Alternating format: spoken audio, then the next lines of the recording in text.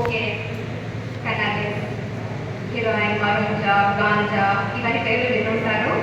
So ఇది స్టార్టింగ్లో మీరు ఎక్సైట్మెంట్ తోటి లేదా exam pressure, depression, just relax అవ్వడము అన్నట్టుగా స్టార్ట్ చేస్తుంటారు. కానీ లేటర్ ఏమవుతుంది, దాని మీద మీరు డిపెండ్ అయిపోతుంటారు. సో అలా డిపెండెన్స్ అవ్వటం వల్ల మీరు మీ సోషల్ లైఫ్లో కానివ్వండి, పర్సనల్ ప్రొఫెషనల్ లైఫ్లో కానివ్వండి, స్కూల్లో మీ కాన్సన్ట్రేషన్ స్టడీస్ మీద ఎఫెక్ట్ చేస్తుంటుంది, మీ మెమొరీ పవర్ తగ్గిపోతుంటుంది, థింకింగ్ ఎబిలిటీ, మీ ఆలోచన విధాలు కూడా తగ్గిపోతూ ఉంటాయి. సో దీనివల్ల మీ బాడీలో ఉండే ప్రతి ఒక్క ఆర్గన్ అనేది ఎఫెక్ట్ అవుతుంటుంది, ఎస్పెషల్లీ మీ బ్రెయిన్.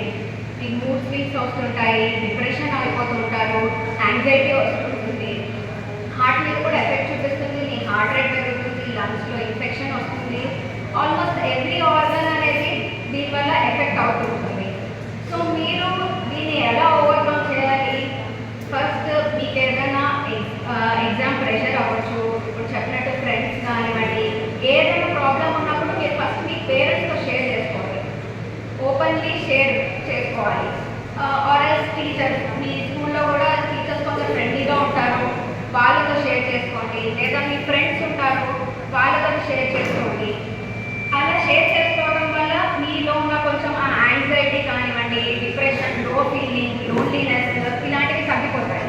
సో లేటర్ మీరు దాన్ని అరికట్టడం కోసం మార్నింగ్ లేచి meditation, yoga, sports, especially sports. మీ ఏజ్లో మీకు హార్మోనల్ రష్ ఉంటుంది. సో ఆ ఎగ్జైట్మెంట్లో ఫన్ కోసం అలా తీసుకోవాలనుకుంటారు. దాన్ని ఓవర్కమ్ చేయడానికి స్పోర్ట్స్, ఎక్కువగా స్పోర్ట్స్ ఆడండి, మార్నింగ్ ఈవినింగ్ స్పోర్ట్స్కి వెళ్ళండి, మ్యూజిక్, నావెల్స్ చదవండి, లైబ్రరీ యూటిలైజ్ చేసుకోండి, హాబీస్ ఏదైనా స్క్రిప్ట్ రాయడం ఇలాంటివి మీరు అలవాటు చేసుకోండి. సో దీనివల్ల